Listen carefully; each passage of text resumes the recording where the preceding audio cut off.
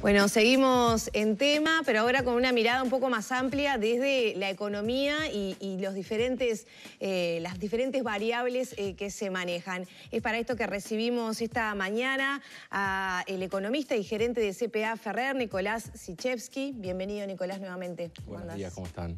Muy Gracias bien. por la invitación. Bueno, veníamos hablando con el ministro de las medidas anunciadas por el gobierno, explicaba un poco cómo se van a procesar en los diferentes ámbitos laborales. A nivel, digamos, de la economía, ¿qué incidencia pueden tener para los objetivos del gobierno estas medidas anunciadas? Bueno, ciertamente las medidas anunciadas buscan combatir, si se quiere, el aumento en los precios o el aumento en los precios en relación a los ingresos de la población, mediante un incremento de los ingresos y no están tan orientadas a la estrategia, o por lo menos a las medidas que habían sido tomadas semanas atrás, que buscaban más bien o intentar que los precios no subieran más, con exoneraciones de IVA, por ejemplo, o acuerdos de precios. En ese sentido, creo que obviamente son más efectivas porque son prácticamente que inmediatas y se le da y se notan directamente en el bolsillo, respecto de medidas que no necesariamente, por ejemplo, las exoneraciones tributarias, no necesariamente se trasladan efectivamente a precios. Creo que ese es el balance que hizo el gobierno, y quizás en una mirada más amplia priorizó la recuperación del salario real, que estaba siendo postergada por este aumento en la inflación, por sobre el combate más a mediano plazo en el aumento, en los niveles de inflación. ¿Por qué entonces el gobierno dice que el impacto sería muy mínimo respecto a la suba de precios? Bueno, digo, porque hay una mirada crítica de los economistas y los técnicos de la materia, que recién hablábamos con Mieres, que bueno, señalan un aspecto un tanto distinto, por lo menos no ven ese enfoque de esa manera, ¿no? Sí, creo que lo que más se ha señalado, y entre los cuales me incluyo, es el hecho de que lo central aquí no es tanto el adelanto en el aumento en las pasividades y los salarios públicos, sino volver o en cierta forma profundizar la indexación de la economía mediante indexaciones anuales en los salarios. Es verdad que todavía resta ver qué tanto se van a materializar las negociaciones en el sector privado, que son más relevantes para la formación de precios. Pero, a ver, yo creo que en el corto plazo no vamos a ver un impacto significativo en los niveles de inflación al alza por estas medidas. Creo que sí complejiza, o por lo menos en el dilema de, bueno, queremos que la inflación converja a niveles de 5 o 6% en el mediano plazo. El balance de riesgos se enfoca más en, bueno, mejoremos el salario real ahora y no tanto en desinflacionar la economía a mediano plazo. ¿Y por qué? Bueno, porque las medidas, en cierta forma, o por lo menos las orientadas a los consejos de salario del sector privado, pueden inducir a que las expectativas de inflación de las empresas y del mercado no necesariamente converjan a los niveles que el Banco Central quiere. Y esto en parte porque, bueno, yo soy una empresa y tengo que dar un aumento inesperado de 2-3% ahora, y puedo asumir también de que año a año los precios se van a indexar, y eso en definitiva es un poco lo que quería combatir el Banco Central desde que inició esta gestión. Bueno, pero de hecho recién Mieres decía que estuvo avalado toda esta política, ¿no? Y estas medidas por el Banco Central también. Sí, yo no discuto que no haya estado avalado. No digo porque se decía que se dejaba un tanto solo el Banco Central en el combate a la inflación. Bueno, en definitiva, creo que lo que expresamos la mayoría de los analistas es que es un dilema en sí, y es válido priorizar el objetivo de la recuperación del salario real, que es mucho más valorado por la población porque tiene efectos inmediatos, que la discusión teórica de si la inflación puede poner la inflación en 5% de acá a 3 años. O sea, es una señal para la gente, pero ¿tiene un efecto concreto en mitigar los problemas de la economía uruguaya? Bueno, razonablemente sí. Lo que sucede en general es que las acciones tienen efectos o atacan objetivos múltiples, y una acción puede priorizar algunos objetivos, como ser la recuperación del consumo, la recuperación de los ingresos y del salario real, pero obviamente tiene otras consecuencias en otras partes de la economía, como comentaba, que puede generar que a mediano plazo el combate a la inflación, cuando hablo del combate a la inflación, no es el combate a la caída del salario real, es el combate a, bueno, tenemos históricamente una inflación del 8%, queremos llevarla a 6%, bueno, creo que esto dificulta esa tarea y eventualmente pone al Banco Central en la disyuntiva de, bueno, tengo que acelerar este proceso de subas de tasa de interés o no para seguir dando esta batalla, y eso lo vamos a conocer en mayo en la próxima reunión del Copom. Ahora, yo creo que estamos abordando muchos temas técnicos muy macros, ¿no?, para la gente, pero yendo a lo concreto, al bolsillo. El sector empresarial dice, bueno, va a ser difícil controlar el aumento de precios de los productos si tengo que dar un aumento. La gente va a ir al supermercado con ese aumento y ¿con qué se va a encontrar? Bueno. Digo, hablando del salario, ¿no? Va a tener un aumento mínimo, pero va a ir al súper y ¿con qué se va a encontrar? Bueno, por eso es que comentaba que resta ver en qué medida se materializan. Bueno, la carne sube 10 pesos. Claro, pero no sube 10 pesos por... El corte con hueso. Claro, pero... No sube por esta situación, pero digo, la situación internacional más las medidas que se anuncian por estos días, digo, ¿termina siendo contraproducente al momento de yo ir a hacer las compras? No, yo no creo que termine siendo contraproducente. Creo que las medidas estas, obviamente, en cierta forma son un adelanto de algo que iba a suceder en enero de 2023. Se adelanta. Que tiene un costo de unos 120 millones de dólares en el segundo semestre. Esto estoy hablando de las pasividades y del sector público. Claro, porque esto empieza a aplicarse a partir de agosto. De julio, sí. Se va a ver en agosto. La gente lo va a recibir en agosto. Claro. Exactamente. Más allá de que pueda tomar créditos anticipando ese mayor ingreso.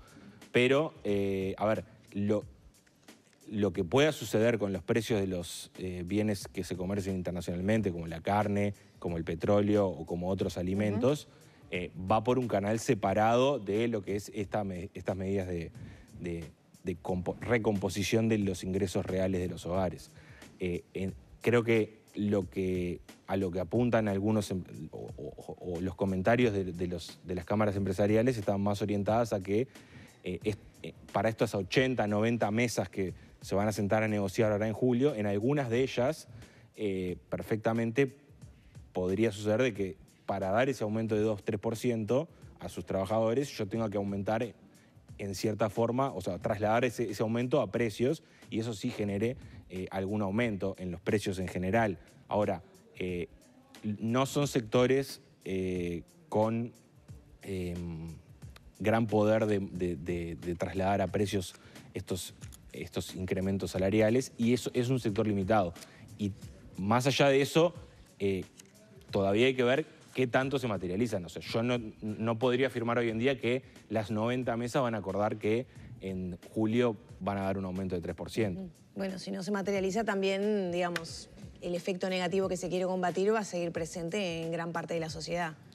Bueno, eso en gran parte es verdad que, a ver... Bueno, son unos cuantos trabajadores. Son unos 300.000 trabajadores. A ver, es válido que todos reclamemos por mayores ingresos.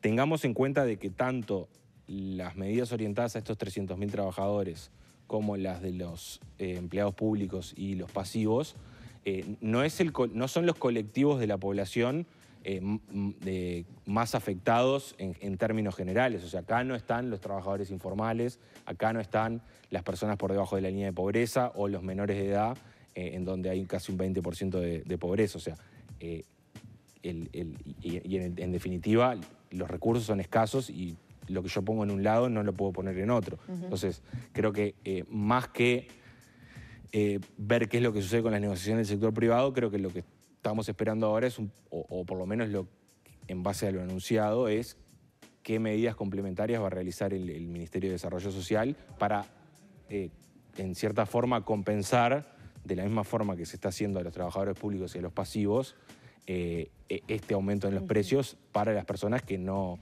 que no reciben ingresos formales. Y del punto de vista ese amplio de la economía, ¿por dónde deberían pasar esas políticas focalizadas? La pregunta va un poco más acotada a la contención de precios para ciertos sectores de la sociedad, con medidas específicas, no sé, de descuentos impositivos, por ejemplo, para un sector concreto, por partidas sociales adicionales que sean transferencias económicas. ¿Cuál sería el mejor instrumento de la economía? Bueno, creo que el Ministerio de Desarrollo ya tiene bastante bien mapeado cuáles son las personas que reciben, o sea, que ya reciben transferencias.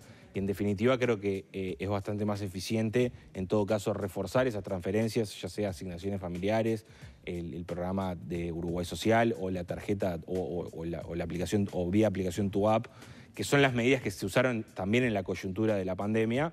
En definitiva, creo que es más efectivo, más rápido apuntar a reforzar esos planes o similares que a buscar medidas que limiten aumentos de precios que son muy difíciles de fiscalizar después o que no necesariamente se trasladan solamente a la población que lo necesita. Sí, ayer algunos economistas decían, por ejemplo, esos reclamos que tenían los jubilados y pensionistas de, por ejemplo, una tarifa especial para el gas, y además decían, bueno, capaz que dar una partida especial a esas personas y no modificar las tarifas podría ser una buena opción.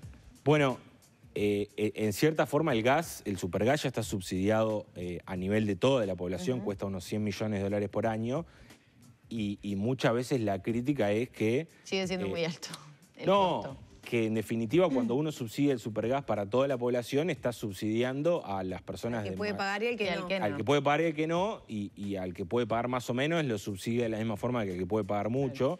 Y en definitiva, cuando uno, siendo que el objetivo del subsidio del supergas es contribuir a que las personas puedan pagar y calefaccionarse, cocinar, etcétera, uno debería de pensar de, bueno, focalizar esos subsidios. Lo que pasa es que es complejo el control y la fiscalización de si yo quisiese solamente, no, a vos te lo vendo a 100, a vos a 200, a vos a 150. Eso es muy complejo porque pierdes, o sea, es muy difícil de controlar de que efectivamente... Por eso una herramienta era la transferencia especial a esas personas. Exactamente, por eso partidas. Es que tanto en este caso en la pandemia o en el caso del aumento de precios, yo personalmente hace varias semanas que había planteado, digo, es mucho más efectivo darle una mayor transferencia a la población vulnerable que obviamente se ve más afectada por el aumento de precios, porque